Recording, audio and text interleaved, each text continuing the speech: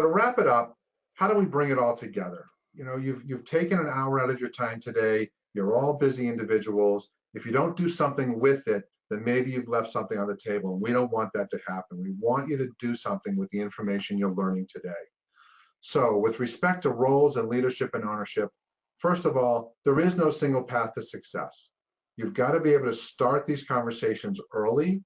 They take time and they take commitment. So first off, assess your state of your family. What's going on around roles and responsibilities, around leadership, around ownership? How are we doing here? Are we talking to each other? Aren't we? Are we kind of pushing it under the rug? Are we burying it? Is it the elephant that's in the boardroom?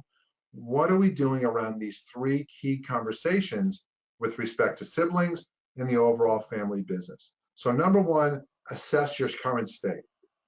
Number two, prioritize based on your assessment.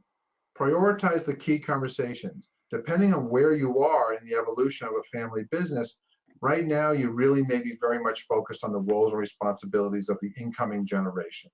Or you may be at that point, maybe that's been done a few years ago, and now you're focusing on how do we pass leadership or ultimately ownership. But prioritize the different conversations and then start to have them. And finally, what's going to come out of that will be a plan.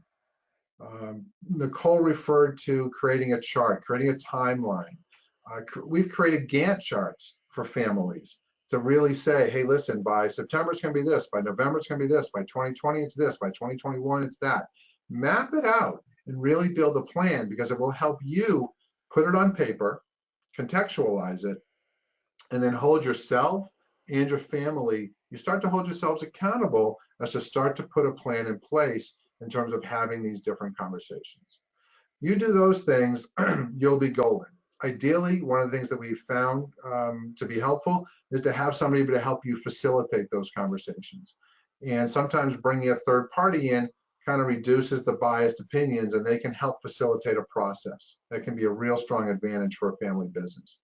With a facilitator or without, the bottom line is you've got to assess, prioritize, and build a plan. Mm-hmm.